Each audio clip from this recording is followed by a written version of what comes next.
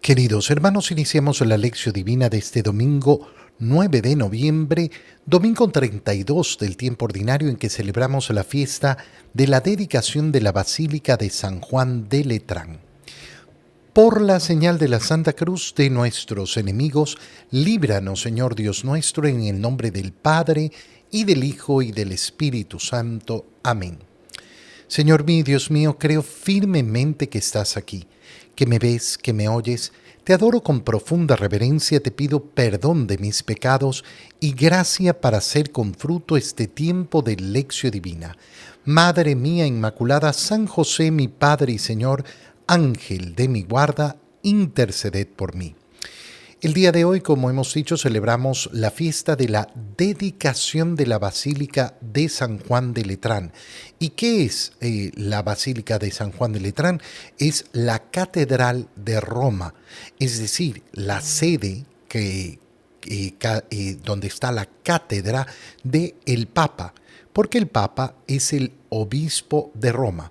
Pero además la Basílica de San Juan de Letrán tiene una importancia dentro de la historia de la Iglesia enorme. ¿Por qué?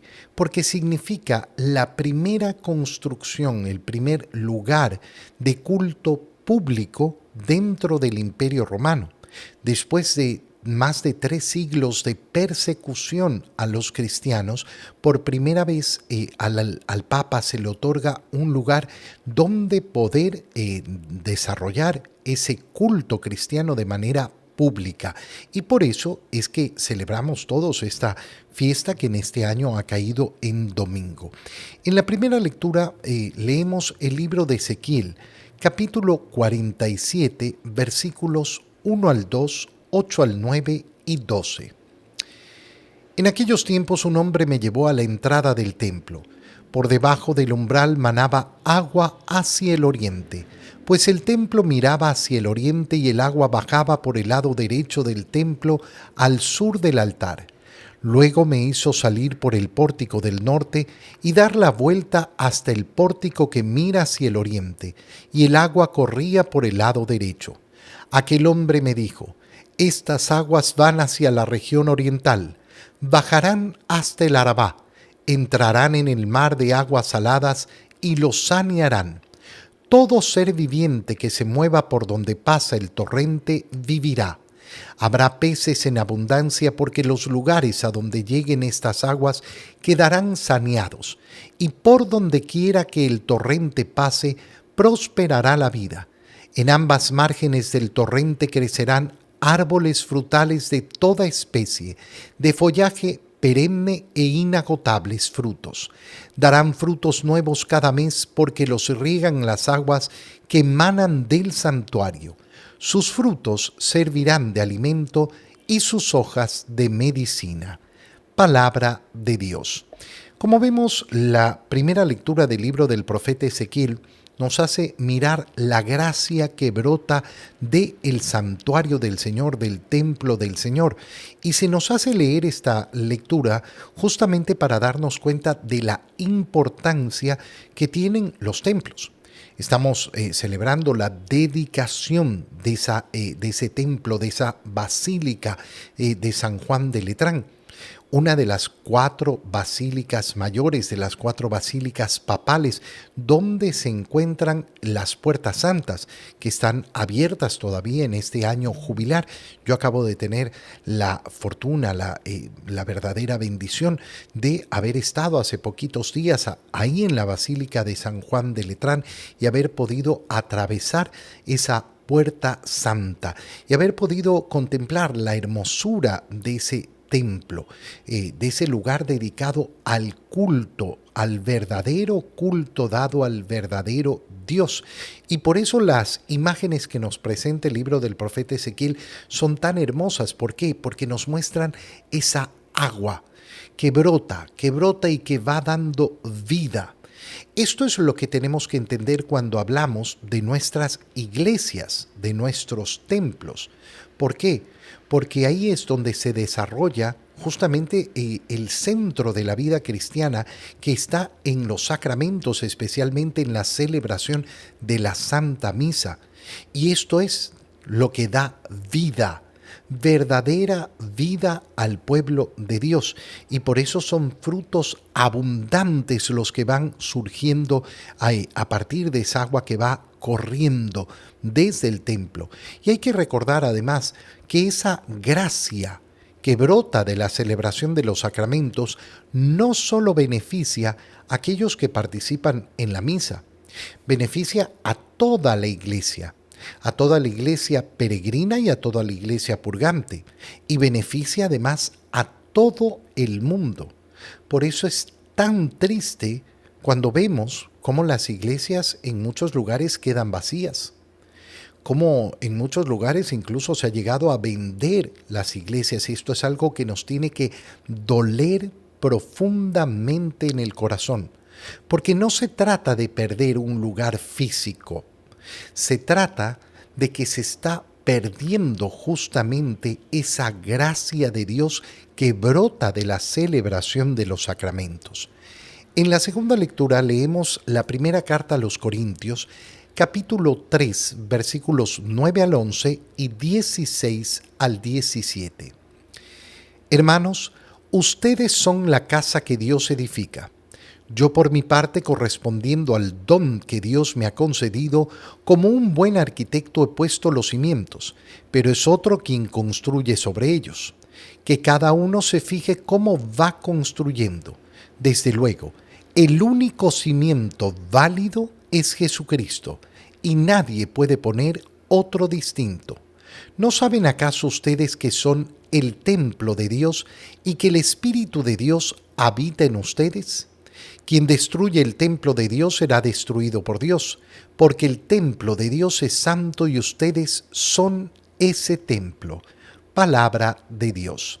San Pablo, al hablarle a la comunidad de los Corintios, les explica cómo efectivamente ese templo material es importante, pero no es tan importante como el templo que somos nosotros. La transformación que se ha producido en la nueva alianza está justamente ahí.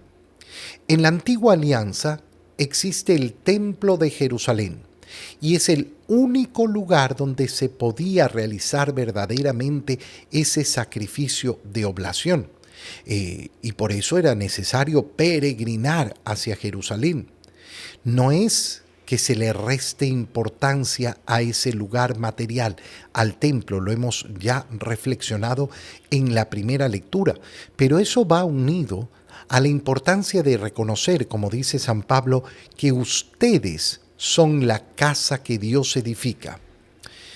Yo por mi parte, dice San Pablo, correspondiendo al don que Dios me ha dado, como buen arquitecto he puesto los cimientos, pero es otro el que construye. ¿Quién es el que tiene que construir cada templo? Y lo dice San Pablo, que cada uno se fije cómo va construyendo. ¿Por qué? Porque la responsabilidad en la construcción de ese templo que soy yo, me corresponde a mí. Teniendo en cuenta, dice San Pablo, que el único cimiento válido es Jesucristo y nadie puede poner otro distinto. Esto es importantísimo, por ejemplo, cuando reflexionamos y encontramos que hay personas que dicen, no es importante el templo material, es solo importante el templo espiritual que soy yo, pero el cimiento es Jesucristo. Y Jesucristo nos ha dicho, toma y come, esto es mi cuerpo, toma y bebe, esta es mi sangre, haz esto, hagan esto en conmemoración mía. Entonces, ¿qué cimiento voy a poner yo si digo, no, yo no necesito ir a la iglesia, yo soy el templo de Dios y vivo lo que el Señor me dice? No estoy viviendo lo que el Señor me dice. Por eso la unión de las dos cosas es importantísimo. Por eso no podemos decir, bueno, cada uno es el templo de Dios y no necesitamos entonces de esos templos materiales. Eso sería falso. porque ahí es donde se reúne la comunidad, justamente como hemos dicho en la primera lectura, a celebrar los sacramentos de los cuales brota esa vida. Pero ¿de qué sirve ir a la iglesia si yo no estoy trabajando en la construcción de ese templo espiritual que soy yo mismo? Y por eso San Pablo continúa y dice, ¿no saben acaso ustedes que son el templo de Dios y que el Espíritu de Dios habita en ustedes? Quien destruye el templo de Dios será destruido por Dios. ¿Qué quiere decir? Si yo destruyo la gracia de Dios en mí a través del pecado mortal, si yo vivo en pecado mortal, ¿qué estoy haciendo? Estoy destruyendo esa morada de Dios.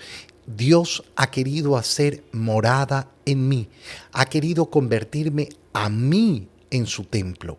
Templo significa el lugar donde está el Señor, donde habita el Señor, donde permanece el Señor, y yo soy ese templo. El templo de Dios es santo y ustedes son ese templo. Por tanto, ¿qué es lo que nos está diciendo San Pablo? Cada uno de ustedes tiene que construir ese templo. ¿Y qué significa? Cada uno de nosotros tiene que construir su santidad. En el Evangelio, leemos el Evangelio de San Juan, capítulo 2, versículos 13 al 22. Cuando se acercaba la Pascua de los judíos, Jesús llegó a Jerusalén y encontró en el templo a los vendedores de bueyes, ovejas y palomas y a los cambistas con sus mesas. Entonces hizo un látigo de cordeles y los echó del templo con todo y sus ovejas y bueyes. A los cambistas les volcó las mesas y les tiró al suelo las monedas. Y a los que vendían palomas les dijo, quiten todo de aquí y no conviertan en un mercado la casa de mi Padre. En ese momento sus discípulos se acordaron de lo que estaba escrito, el celo de tu casa me devora. Después intervinieron los judíos para preguntarle, ¿qué señal nos das de que tienes autoridad para actuar así? Jesús les respondió, destruyan este templo y en 3 días lo reconstruiré. Replicaron los judíos, 46 años se ha llevado la construcción del templo y tú lo vas a levantar en 3 días. Pero él hablaba del templo de su cuerpo. Por eso, cuando resucitó Jesús de entre los muertos, se acordaron sus discípulos de que había dicho aquello y creyeron en la Escritura y en las palabras que Jesús había dicho. Palabra del Señor. Fíjate qué importante es todo el recorrido que hemos hecho por las 2 primeras lecturas en esta fiesta de la dedicación de la Basílica de San Juan de Letrán. ¿Por qué? Porque hemos visto la importancia de ese templo del cual brota el agua que da vida, la gracia del Señor. Y hemos visto la importancia de reconocernos a cada uno como ese templo del Señor. ¿Qué sucede en el Evangelio? Que se unen las 2 cosas. Se unen las 2 cosas y por eso, ya lo decía, es imposible quedarse solo con uno. No, lo importante es que yo voy a la iglesia y estoy ahí presente, pero resulta que no quiero vivir la gracia de Dios. No, pero yo voy a misa, pero no quiero comulgar. No quiero poner a Dios en primer lugar, no quiero reconciliarme con el Señor, no quiero cambiar mi vida. Entonces estoy preocupado de asistir al templo material, pero no estoy preocupado del templo espiritual que soy yo. Y lo mismo sucede con el contrario. Es decir, no, yo no necesito ir a la iglesia. ¿Por qué? Porque yo soy el templo del Señor. Pero no tengo entonces ese lugar donde recibo los sacramentos. Fíjate ahora cómo en el Evangelio se nos presentan las 2 cosas. Se acercaba la Pascua y Jesús llega a Jerusalén y encuentra en el templo a los vendedores de bueyes, ovejas y palomas y a los cambistas con sus mesas. ¿Qué hace? Un látigo de cordeles. Es una acción sumamente violenta. Sumamente violenta. No es cualquier acción. Oye, es tan importante mirar al Señor en esta escena, porque aquí lo contemplamos en su santa furia. Digo santa furia, ¿por qué? Porque lógicamente sus acciones están revestidas siempre de santidad. Y delante de lo que encuentra en el templo dice, esto no se puede tolerar. Esto no se puede tolerar. Y recurre a una acción sumamente fuerte. Hace un látigo de cordeles y los echa del templo con todo y sus ovejas y bueyes. A los cambistas les volcó las mesas y les tiró al suelo las monedas. Y a los que vendían palomas les dijo, quiten todo de aquí y no conviertan en un mercado la casa de mi padre. Es una escena tremenda. Y esta escena nos muestra efectivamente cuánto cariño y cuánto amor tenemos que tener a esas edificaciones consagradas, dedicadas. ¿Hacer qué? El lugar del culto al Señor, casa de oración, casa de encuentro con Dios, donde el creyente y también el no creyente encuentra refugio, refugio para entrar y buscar esa compañía del Señor, buscar esa cercanía del Señor. Y por eso tenemos que analizar con mucha profundidad cuál es nuestro modo de comportarnos dentro de la iglesia. Y lo sabemos, ¿eh? Lo sabemos muy bien, lo vemos constantemente. Cómo hay personas que tienen tanto respeto, tanto cariño, tanto amor por la iglesia. Y cómo hay personas que maltratan, incluso durante las celebraciones. A mí me pasa muchas veces en la Catedral de Guayaquil tener que detener la celebración y pedirle a una persona, oiga, por favor, recuerde dónde estamos. ¿Y por qué? Porque están en gran conversación, porque están en un ambiente social, porque están hablando por teléfono, porque están haciendo cualquier cosa. ¿Y qué tengo que hacer yo? Hacerme loco y no decir nada. No. Tengo que detener la celebración y decirle a esas personas. ¿Por qué? Porque tengo que seguir el modelo del Señor. Porque tengo que seguir el ejemplo del Señor. Fíjate cómo continúa y nos dice que en aquel momento sus discípulos se acordaron de lo que estaba escrito: el celo de tu casa me devora. El celo de tu casa me devora. Y yo tengo que tener ese mismo celo. Y viene la segunda parte, porque intervienen los judíos para preguntarle qué señal das de que tienes autoridad para actuar así.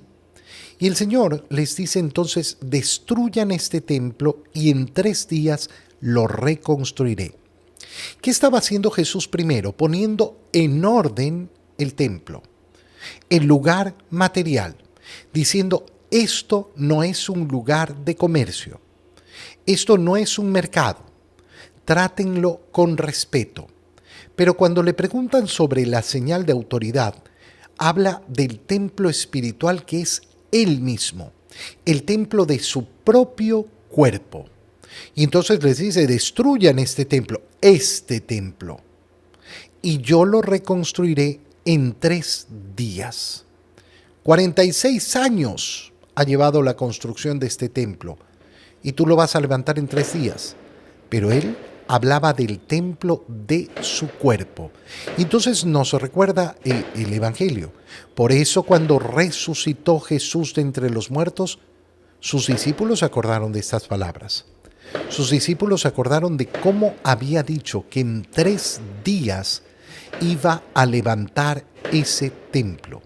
¿Te fijas entonces en la unión que hay entre las dos cosas? Las dos realidades tienen que ir juntas.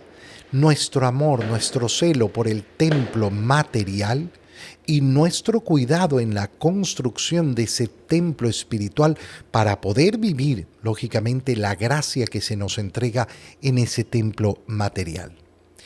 Te doy gracias, Dios mío, por los buenos propósitos, afectos e inspiraciones que me has comunicado en este tiempo de lección divina. Te pido ayuda para ponerlos por obra.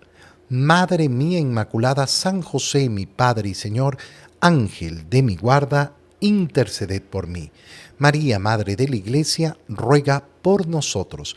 Queridos hermanos, que el Señor los bendiga, los cuide y los proteja, en el nombre del Padre, y del Hijo, y del Espíritu Santo. Amén. Que tengan todos un muy feliz domingo.